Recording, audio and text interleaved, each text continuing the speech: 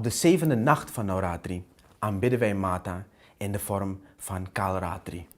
Zij is de eerste vorm van Mahadurga. Zij staat, als we kijken naar haar beeld, haar murti, dan zien we dat zij helemaal donker is. In één hand heeft ze een houwer, een machete. En in de andere hand heeft zij een fakkel met vuur. Ze zit op een ezel. Zij staat voor het vernietigen van onwetendheid en het brengen van licht, wijsheid in ons leven.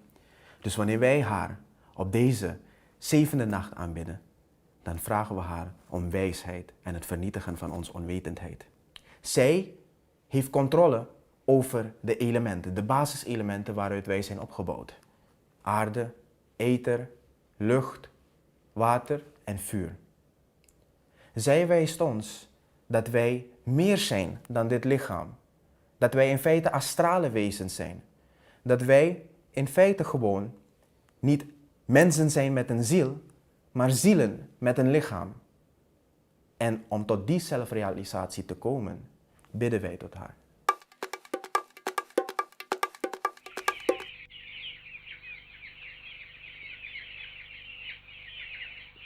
शताब्दियों से धर्म मानव जीवन का केंद्र रहा है और मनुष्य की धर्म के प्रति गहरी आस्था।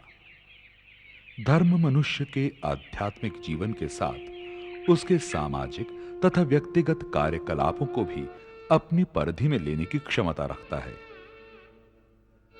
यदि देखा जाए तो धर्म पूरी संस्कृति का आईना होता है और धार्मिक स्थल उसका केंद्र।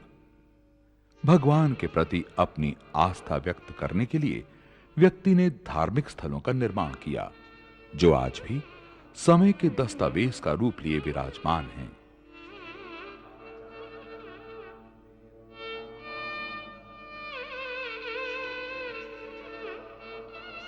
भारत में ऐसे अनेक विशाल मंदिर हैं जो अपने समय की सांस्कृतिक व आध्यात्मिक कला को दर्शाते हैं, जिसका जीता जागता उदाहरण है मदुरई का ये विशाल मीनाक्षी मंदिर।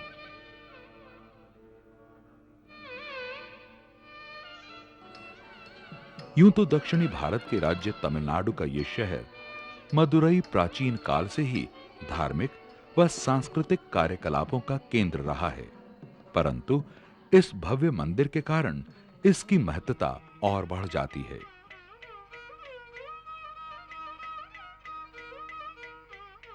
वास्तव में यह शहर मीनाक्षी मंदिर के चारों ओर ही बनाया गया है। मंदिर के बाहरी चार दीवारों की समानांतर सड़कों के चतुर्भुजों में यह शहर फैला हुआ है। चारों ओर से मीनाक्षी मंदिर स्पष्ट दिखाई देता है। आप मदुरई के किसी भी भाग में खड़े हों, मंदिर से निकटता की अनुभूति सदैव बनी रहती है, और यदि ऊंचाई से इस पर दृष्टि डालें तो इसके विशाल गोपुरम पूरे शहर को बौना करते प्रतीत होते हैं।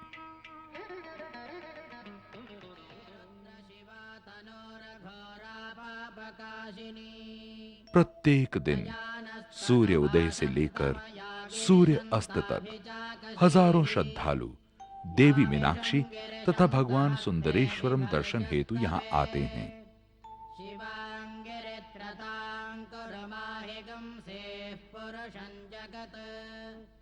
शिवेन वचसात्मा गिरिशाच्छा वदामसि यथा नः सर्वमिज्जगदयक्ष्मगं सुवदारसत्। पौराणिक कथानुसार किसी समय पार्वती जी का रूप देवी मीनाक्षी इस नगर पर राज करती थी। कहा जाता है मदुरई के राजा मलय ध्वज एवं रानी कंचनमाला को कोई संतान न थी। पुत्र प्राप्ति के लिए उन्होंने पुत्र कामेक्षी यज्ञ कराया।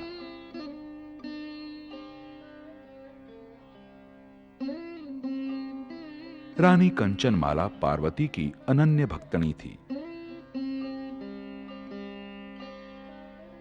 उनका दुख देखकर देवी पार्वती भगवान शिव की आज्ञा लेकर स्वयं एक कन्या के रूप में यज्ञ की अग्नि से उत्पन्न हो उठी। ये कन्या अत्यंत रूपवती थी, परंतु उसके 3 वक्ष थे, जिसे देख राजा रानी दुखी थे। उन्हें चिंता होने लगी कि एक विकृत शरीर वाली कन्या उनकी उत्तराधिकारिणी कैसे बनेगी। परंतु उन्हें एक आकाशवाणी में कहा गया, हे राजन, अपनी पुत्री का पालन पोषण एक पुत्र की ही भांति करो। वेदों की विधि के अनुसार उसका राज्याभिषेक करो। स्वर्ण वर्ण की राजकुमारी का मिलाप जब अपने पति से होगा, तब इसका तीसरा वक्ष स्वयं ही अदृश्य हो जाएगा। इस कन्या ने मदुरई की बागडोर अपने हाथ में लेते ही अपने कुशल नेतृत्व द्वारा अपने राज्य को चारों ओर प्रसिद्धि दिलाई। एक साहसी शासक के रूप में इस रानी ने अपनी सेनाओं को संगठित कर अनेक युद्ध भी जीते। अपने अंतिम युद्ध में उसका सामना कैलाश पर्वत पर भगवान शिव से हुआ। ज्यों ही भगवान शिव ने मीनाक्षी पर दृष्टि डाली, उनका तीसरा वक्ष गायब हो गया। आकाशवाणी सत्य हुई। भगवान शिव और रानी मीनाक्षी का विवाह धूमधाम से किया गया।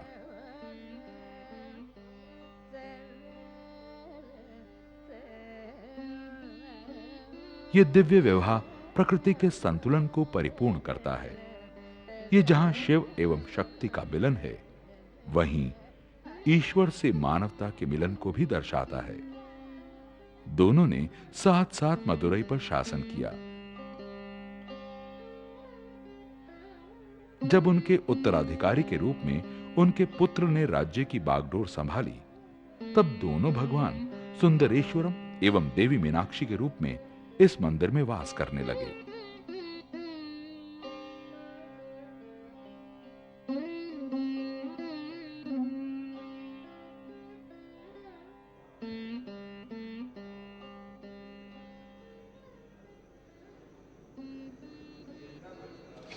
प्रारंभ में संभवतः यहां एक छोटा मंदिर था। 12वीं शताब्दी में नायक वंश के शासकों द्वारा इसका निर्माण कार्य प्रारंभ किया गया।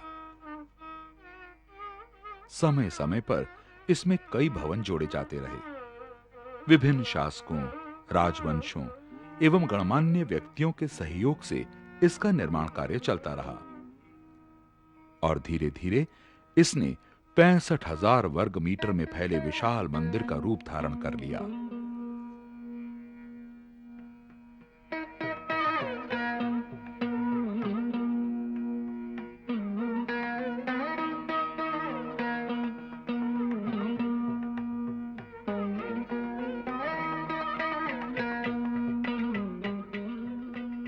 उस काल के शिल्पकारों ने कठिन परिश्रम एवं अपनी कला के माध्यम से देवी देवताओं व उनकी कथाओं को इन पत्थरों पे उतारा।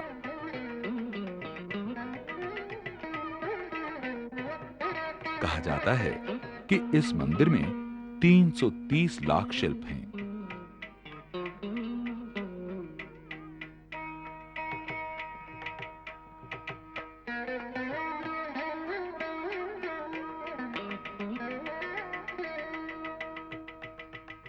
गोपुरमों की संख्या 12 है, जिनमें से 4 प्रमुख मंदिर की बाहरी दीवार पर बनाए गए हैं।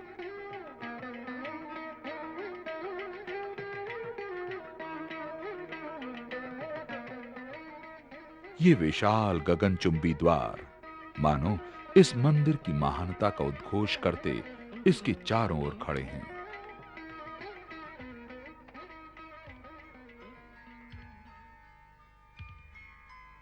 इस मंदिर का निर्माण एक निश्चित योजना के तहत किया गया, जिसका आधार एक पवित्र गणितीय आकार है। यह मनुष्य को ब्रह्मांड के प्रतीक के रूप में दर्शाता है। मंदिर में प्रवेश गोपुरम से किया जाता है, जो इस ब्रह्मांड रूपी मनुष्य के चरण हैं। यहां भक्ति का प्रारंभ होता है।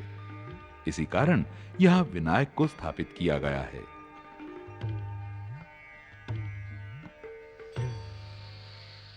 यहां से दर्शनार्थी सीधे जाते हैं ध्वज स्तंभ की ओर, जो देवता का मूलाधार है।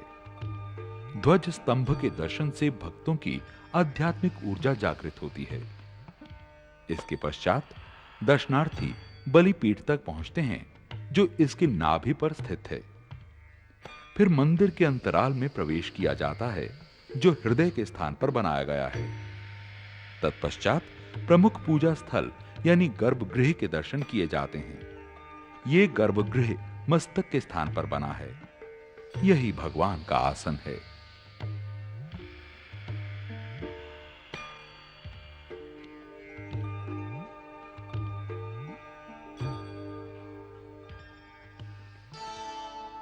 ॐ श्रीगुरुभ्यो नमः।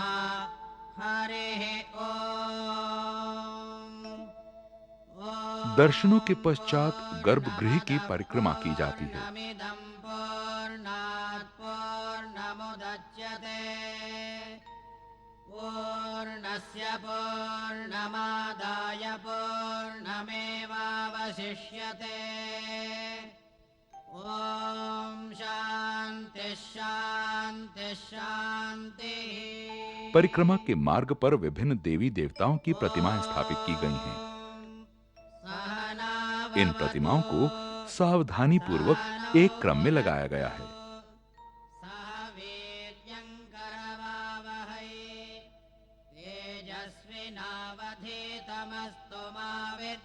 यूं तो इस मंदिर में प्रत्येक दिन हजारों श्रद्धालु आते हैं, परंतु त्योहारों के अवसर पर संपूर्ण मदुरई श्रद्धालुओं के कोलाहल से गूंज उठता है।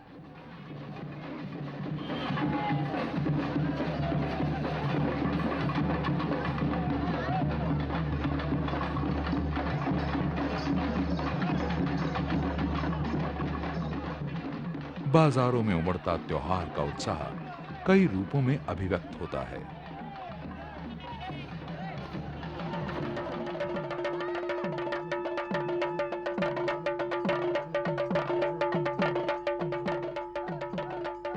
आज शरद की समाप्ति तथा बसंत के आगमन का उत्सव पोंगल है।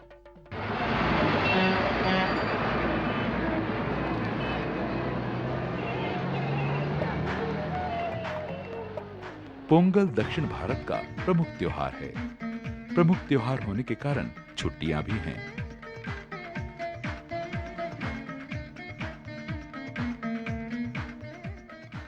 इस अवसर पर चेन्नई की ये 3 कलाकार मदुरई आई हैं।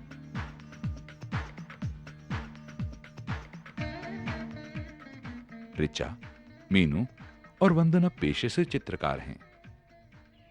धार्मिक भावना के साथ साथ मंदिर की कलात्मकता उन्हें यहां खींच लाई है।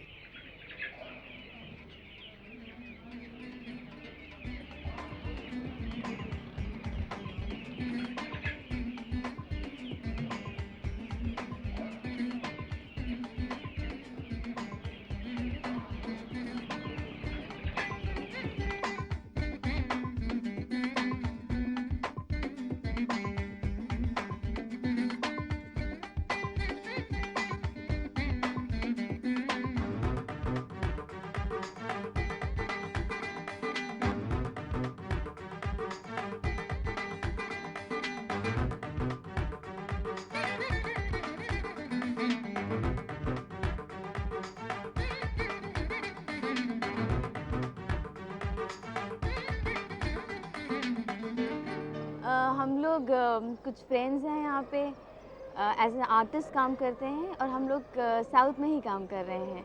तो हम लोग को पोंगल की 2 दिन की छुट्टी मिली, तो हम लोग ने सोचा कि मदुरई जो यहाँ पे मीनाक्षी टेम्पल, जो यहाँ साउथ इंडिया का सबसे बड़ा टेम्पल है, हम लोग घूम आते हैं। इन मंदिरों के बारे में सिर्फ हमने अपनी किताबों में पढ़ा था, हिस्ट्री की पुरानी किताबों में पढ़ा था। कभी सोचा भी नहीं था कि इनको मैं आके यहाँ पे देख पाऊँगी। और यहाँ पे बहुत अच्छा लगता है, मन को बहुत अच्छा लगता है। और इतना पुराना मंदिर है, इसको देख के बहुत ही अचरज होता है कि इतने मतलब बहुत कम बेसिक कलर्स यूज़ किए गए हैं और फिर भी इतना कलरफुल है ये मंदिर। कभी सोचा भी नहीं था कि ये इतना कलरफुल होगा। और इतने पुरानी मंदिर है, इतनी पुरानी मूर्तियाँ हैं, अभी तक इसके रंग वैसे के वैसे ही हैं। बहुत बहुत अमेजिंग सी बात है।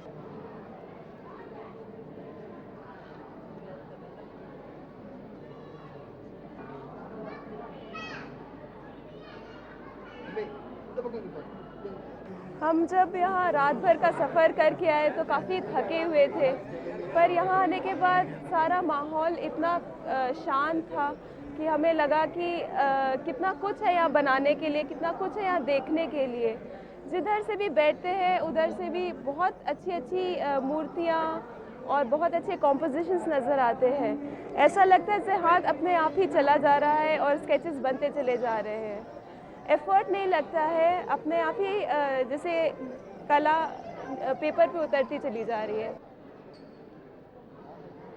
और यहाँ पर आके इतना सुंदर माहौल है, सबके चेहरों पे जो एक भावना है उसको देख के बहुत अच्छा लगता है। ये शहर में और रोज़ के काम में ऐसी चीज़ें देखने को नहीं मिलती। सबको टेंशन होता है, गुस्सा आता है, ये वो। यहाँ पर बहुत ज़्यादा पीस है और वो देख के बहुत अच्छा लगता है।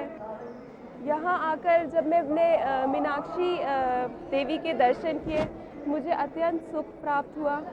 यहाँ आके ऐसा लगता है कि अगर मैं ये नहीं देख पाती तो इन सब चीज़ों से वंचित रह जाती। कुछ अधूरा सा लगता है जीवन में। अब काफ़ी शांति और पूर्ण लगता है।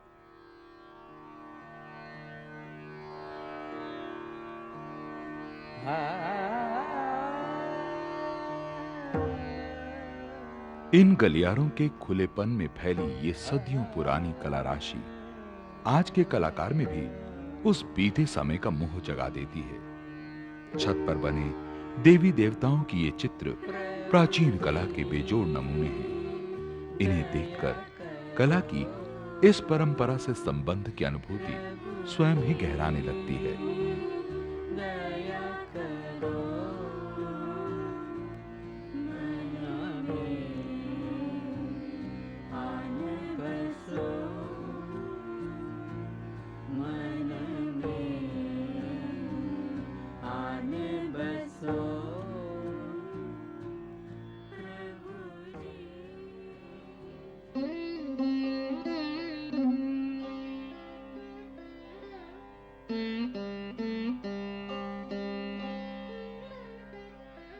मंदिर में स्थित हजारों स्तंभ इसकी विशालता के आभास को बढ़ाते हुए हमारे भीतर एक अनदेखे अनजाने अतीत की अनुभूति को जगा देते हैं।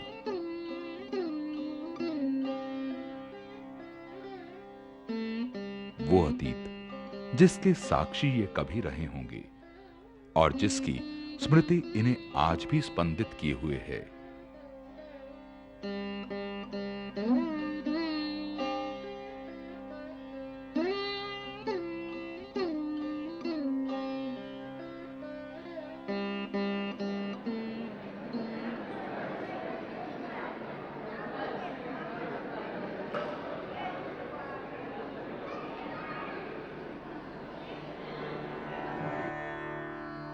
हर कोने से झलकती कला आत्मा को सांसारिकता के अंधकार से उठाकर ईश्वर के निकट ले जाती है।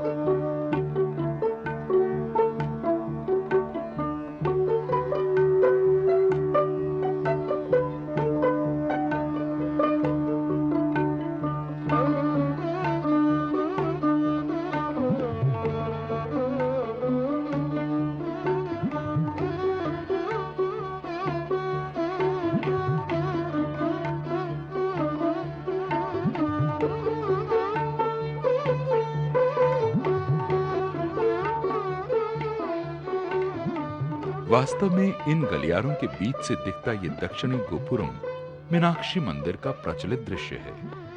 कलाकार हों या आम दर्शक, ये दृश्य सभी को प्रभावशाली लगता है। जब हम लोगों को पोंगल की छुट्टी मिली अभी इस बीच में, तो हम लोगों ने मदुराई ट्राई किया कि मदुराई आके हम लोग यहाँ के मंदिर, यहाँ के स्कल्पचर्स, यहाँ का पूरा सीन अब्जॉर्ब करें और उससे देखें कि हम लोगों को क्या फ़ायदा होता है एज एन आर्टिस्ट। तो इसीलिए हम लोग यहाँ अबाउट 2-3 दिन हो गए हम लोग आए हुए और काफ़ी चीज़ें हम लोगों ने यहाँ देख ली हैं। ये जो है साउथ गोपुरम बनाया है मैंने, और वो मीनाक्षी टेम्पल का शायद सबसे ज़्यादा बड़ा और सबसे ज़्यादा इसमें स्कल्पचर्स हैं। 1500 से ऊपर स्कल्पचर्स होंगे इसमें। अब सब तो बना नहीं सकते, ज़्यादा मैं यही कर सकती हूँ कि इसका जो फीलिंग है, जो इसका जो पूरा दिखावट है, वो ही मैं थोड़ा बहुत अपने चित्र में ला सकती हूँ। मैं उस ज़माने के आर्टिस्ट से तो बिल्कुल कम्पीट कर ही नहीं सकती। जो आलिशान और जो खूबसूरती से उन्होंने बनाया है, वो तो मैं सोच भी नहीं सकती मैं लाऊं।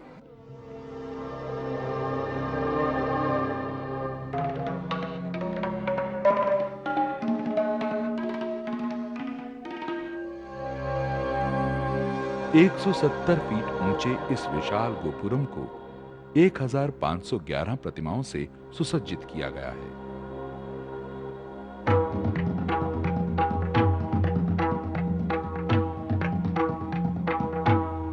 लीलारत देवी देवता, ध्यान मग्न भक्त और युद्ध करते राक्षस सभी अपने पाषाण अस्तित्व से सजीव उठने को आतुर होते प्रतीत होते हैं।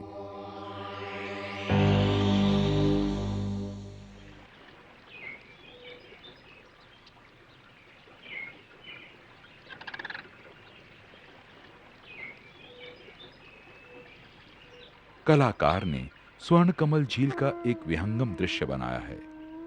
ये वही झील है जहां से इंद्र ने शिव की पूजा के लिए कमल लिए थे। इस ऐतिहासिक झील की लंबाई 165 फीट और चौड़ाई 120 फीट है।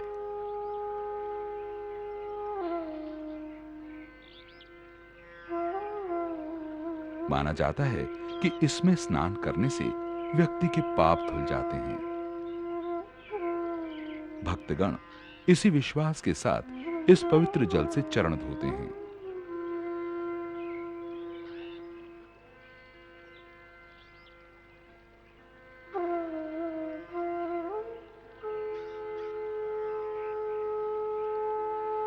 पत्थर की ये सीढ़ियां झील की गहराई तक जाती हैं।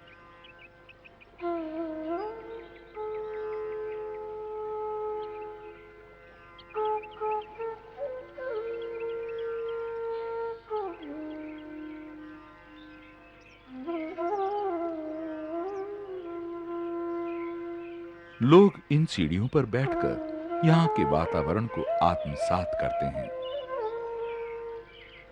और संध्या होने का आभास भी नहीं होता।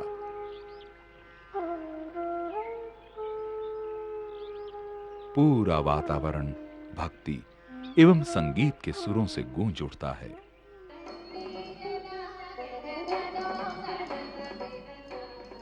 वर्तमान की रचनात्मकता में सदियों पुरानी आध्यात्मिकता घुल रही है।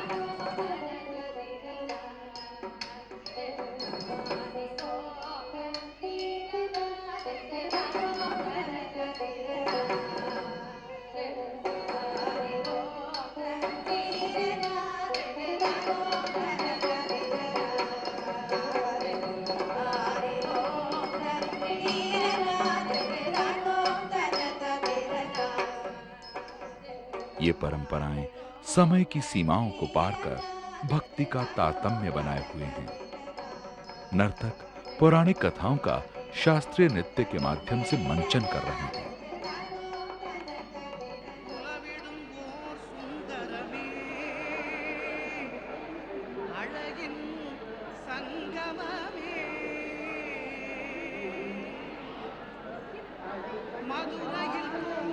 मंदिर के प्रांगण में दर्शनार्थियों की सुविधा के लिए एक छोटा सा बाजार भी है।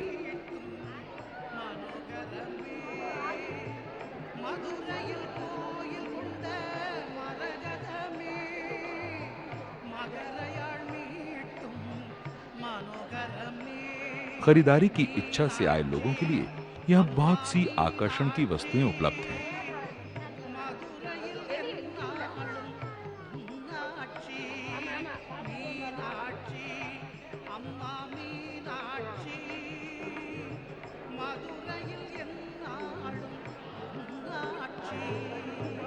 अनेक धार्मिक वस्तुओं के साथ साथ पूजा सामग्री भी यहां से ली जा सकती है।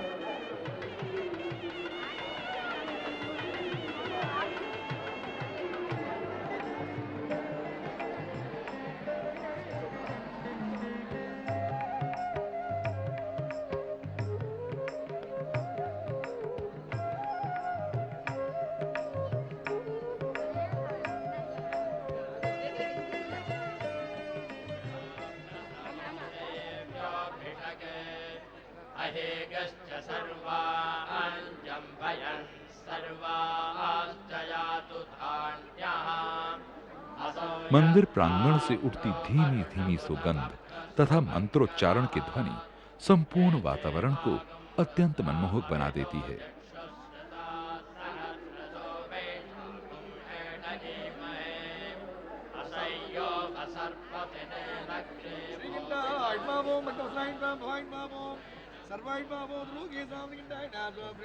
भक्तों के लिए भगवान शिव का वाहन भी देवतुल्य है।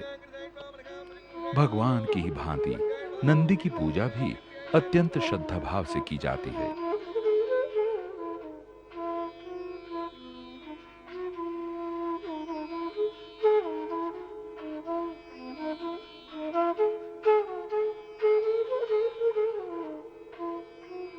श्रद्धा में डूबे भक्तों के लिए देवता से जुड़ी प्रत्येक वस्तु वंदनीय है और देवता की दिनचर्या के कार्य भी उनके लिए उत्सव अनुष्ठान से कम नहीं है।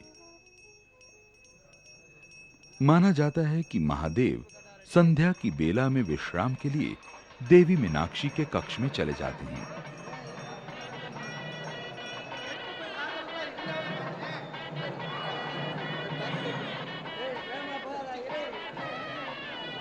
इसी मान्यता के आधार पर प्रत्येक रात्रि महादेव की चरण पादुकाओं को एक पालकी द्वारा मीनाक्षी के कक्ष में लाया जाता है।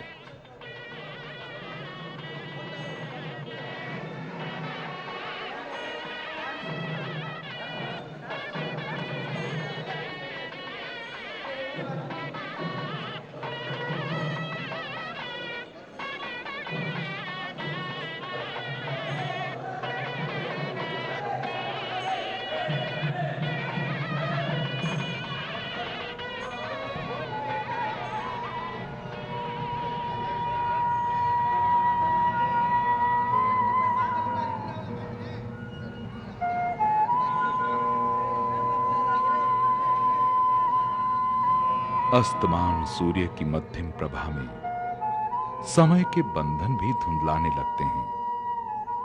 अनादिकाल से व्याप्त ईश्वरीय सत्व हमारे अस्तित्व की गहराइयों को स्पर्श करता है।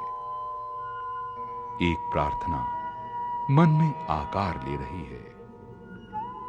ये मात्र एक प्रार्थना नहीं है, ये प्रसाद है इस यात्रा का।